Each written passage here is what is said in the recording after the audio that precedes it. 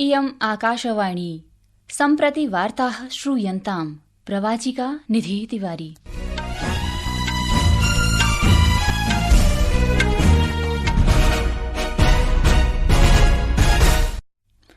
आदौ मुख्यवार्ताः।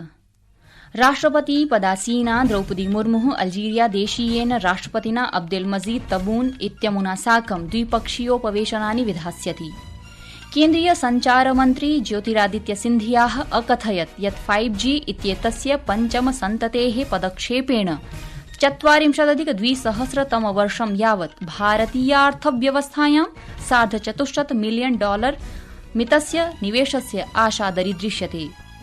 संवर्धमानस्य प्रदूषणस्य आलोके दिल्ली प्रशासनेन राष्ट्रिय राजधान्यां दिल्ल्यां सर्वप्रकारकेषु स्फोटकेषु पूर्णप्रतिबन्धः प्रख्यापितः। अमेरिकादेशः इस्राएलदेशाय उन्नतप्रक्षेपास्त्र रक्षाप्रणालीं प्रेषयिष्यति। अपि च भारतम् आगामि वर्षे ISSF इत्याख्यस्य कनिष्ठ विश्वचषक लक्ष्यभेदकस्य आतिथ्यं विधास्यति।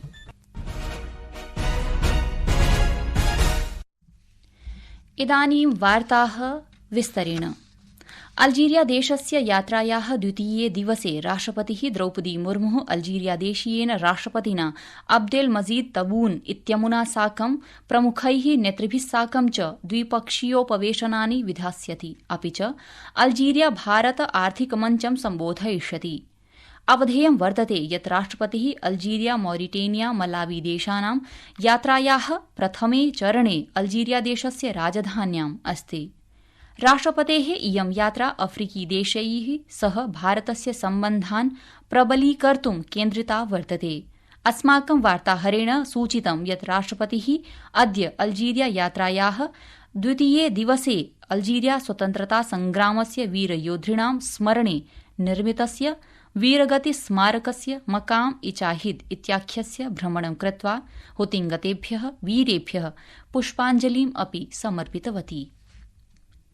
केन्द्रीय सञ्चारमन्त्री ज्योतिरादित्य सिन्धियाः अद्य प्रावोचत् यत् भारतेन केवलं 22 मासेषु सर्वेषु राज्येषु केन्द्रशासितप्रदेशेषु च 80% यावत् जनसंख्यां स्पृष्ट्वा 5G इति पञ्चमसन्ततेः दूरसञ्चारसेवाः समारब्धाः।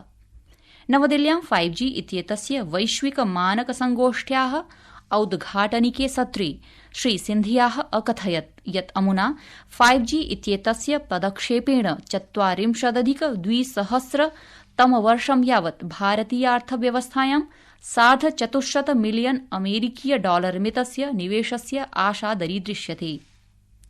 वैश्विक संगोष्ठ्यां विषये प्रवदन् मन्त्री अवोचत् यत् एषा संगोष्ठी वैश्विक संवादाय प्रकाशस्तम्भत्वेनापि कार्यं समाचरति।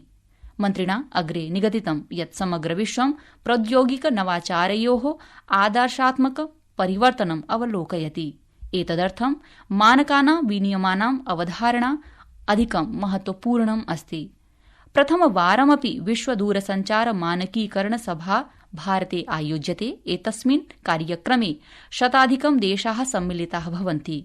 अत्रावसरे अन्ताराष्ट्रिय दूरसञ्चार संघस्य महासचिवः डोरिन बोग्डन मार्टिन इत्येषः ख्यापितवान् यत् भारतदेशः तेभ्यः अनेकेभ्यः देशेभ्यः आदर्शस्वरूपो विद्यते ये प्राविधिक परिवर्तनम् अन्विष्यन्ति।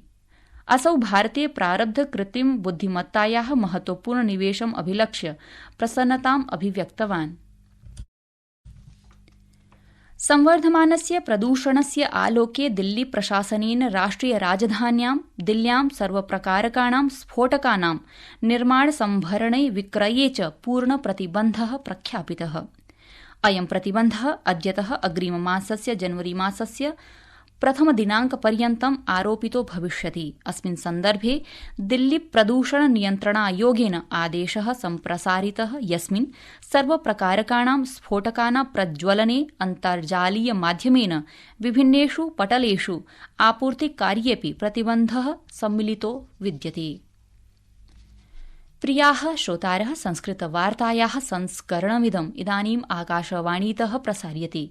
सममेव कार्यक्रमोऽयम् आकाशवाण्याः अन्तर्जालपटले www.newsonair.gov.in इत्यत्र अथ च न्यूज़ ऑन एआईआर इति चलदूरभाषीय तन्त्रांशे अपि उपलब्धो भविष्यति। प्रधानमन्त्री नरेन्द्रमोदी श्वः नवदिल्ल्याम् अन्ताराष्ट्रिय दूरसञ्चार संघस्य विश्व दूरसञ्चार मानकीकरण सभायाः उद्घाटनं करिष्यति। भारतं प्रथमवारम् अस्याः सभायाः आयोजनं करोतीति श्रीमोदी अत्रावसरे इंडिया मोबाइल कांग्रेस इत्येतस्यापि उद्घाटनं करिष्यति।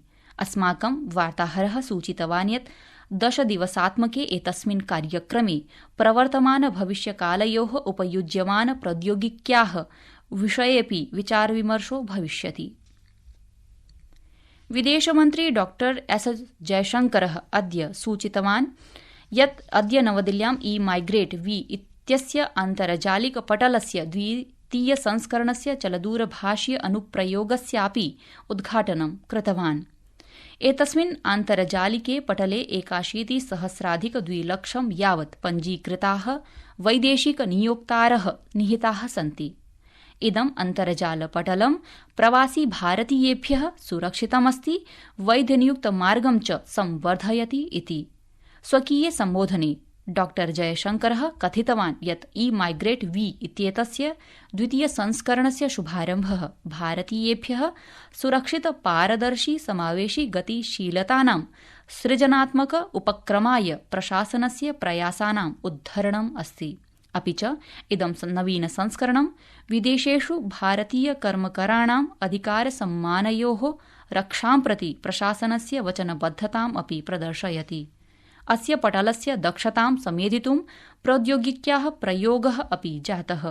प्रवासिभ्यश्च सामाजिकसुरक्षाम् अपि प्रदास्यते। उपभोक्तृविषयकमन्त्री प्रह्लादजोशी अद्य प्रतिपादितवान् यत् व्यतीतेषु 10 वर्षेषु भारतीयमानकविभागद्वारा प्रायशः 32,700 उत्पादेभ्यः भूयोऽपि 1,100 गुणवत्तानियन्त्रणादेशः अभिसूचिताः। नवदिल्ल्यां विश्वमानकदिवसकार्यक्रमावसरे असौ न्यगादीत् यत् राष्ट्रियमानकानां कार्यान्वयनाय प्रशासनेन सर्वोच्चप्राथमिकता प्रदीयते। वार्ताहरैः समं वार्तां कुर्वन् असौ उपभोक्तृभिः आग्रहं कृतवान् यत् तैः BIS इत्यनेन चिह्नेन समङ्कितानाम् उत्पादानाम् एव उपयोगः करणीयः इति। हाईएस्ट स्टैंडर्ड्स हमने किया है, 174 तक QCU है अभी हमारा। और भारत में जो कंज्यूमर्स है वो कंज्यूमर्स में BIS मार्क के प्रोडक्ट को ही परचेज करना, ऐसे एक बहुत बड़ा अवेयरनेस क्रिएट करने का हम ऐलान किया है, वही हमारा उद्देश्य है। केन्द्रप्रशासनेन केन्द्रशासितप्रदेशे जम्मूकश्मीरे राष्ट्रपति शासनं प्रत्यवगृहीतम्। अनेन कार्येण जम्मूकश्मीरे नवीन सर्वकारस्य निर्माणस्य मार्गः प्रशस्तो जातः। अस्मिन् सन्दर्भे केन्द्रीय सर्वकारेण प्रख्यापिता एका आधिकारिकी अधिसूचना। सद्यः सम्पन्ने विधानसभा निर्वाचने नेशनल कॉन्फ्रेंस कांग्रेस दलयोः संयुत्या बहुमतं समर्जितम्। इतः पूर्वं शुक्रवासरे नेशनल कॉन्फ्रेंस दलस्य उपाध्यक्षः ओमार अब्दुल्लाह श्रीनगरस्थे राजभवने उपराज्यपालं मनोज सिन्हा मिलित्वा जम्मूकश्मीरे सर्वकारस्य निर्माणाय स्वसंकल्पं ज्ञापितवान्। संयुक्तराज्य अमेरिकादेशेन घोषितं यत् सः थाड इति स्वदेशीय प्रक्षेपास्त्र संरक्षा प्रणालीम् अथ च शतसंख्यकान् सैन्यभटान् च इस्राएलदेशाय प्रदास्यति। गतवर्षे इस्राएलदेशे सञ्जातस्य हमास आतंकीय संघटनस्य आक्रमणानन्तरं प्रथम अवसरोऽयं यत् संयुक्तराज्य अमेरिकायाः सैन्यभटाः इस्राएलदेशे नियुक्ताः भवन्ति। पेंटागन इति अभिकरणेन समुदीरितं यत् राष्ट्रपतिना जो बाइडेन इत्यमुना रक्षासचिवाय लॉयड ऑस्टिन इत्यस्मै आदिष्टः यत् शीर्षपटलीय उच्च उन्मिति क्षेत्र रक्षा प्रणाली उत वा थाड प्रणाली अस्य विशेषज्ञभटाश्च इस्राएलदेशे स्थापिताः भवेयुः। भारतम् आगामि वर्षे ISSF इत्याख्यस्य कनिष्ठ विश्वचषक लक्ष्यभेदकस्य आतिथ्यं करिष्यति इति वार्ताः।